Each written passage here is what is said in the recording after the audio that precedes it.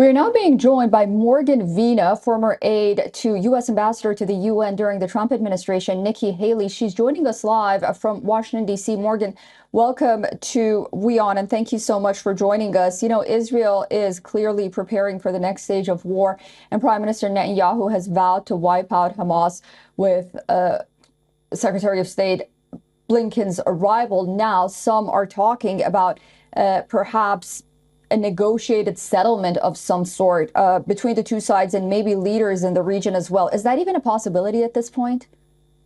Thank you for having me first. And second, I think the United States and the international community should let Israel prosecute this war. It is far too early to be discussing any type of ceasefire or peace talks.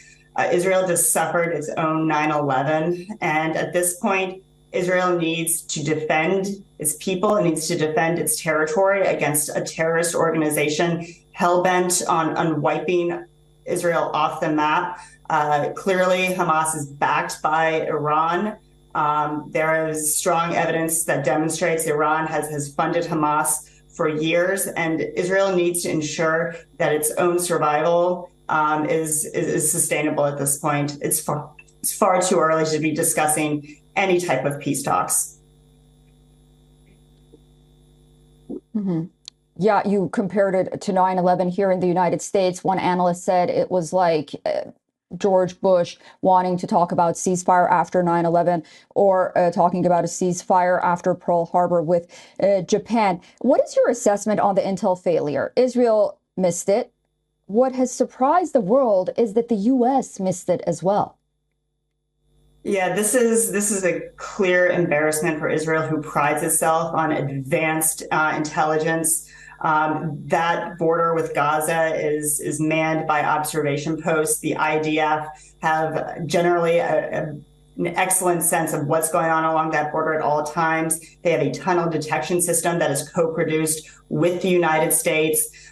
This is something that Israel is going to have a significant after action assessment about. Right now, it's far too early. They are in the fog of war and they are focusing on prosecuting this war. But those questions will be asked, and there will be, I can guarantee you, an intense investigation into the intel failings here.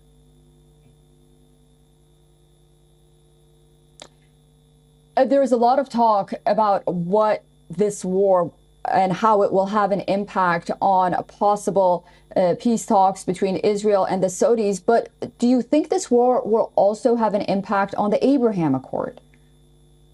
Well, absolutely. I mean, I think we've seen a lackluster support for Israel coming out of the Arab states. I think Morocco in particular, their statement was more supportive than others.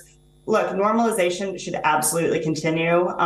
This is something that is a very important platform for isolating Iran and bringing the region together, not only for trade and culture, but significantly for defense. There are a ton of areas where Israel and its Arab partners can cooperate, particularly on integrated air and missile defense.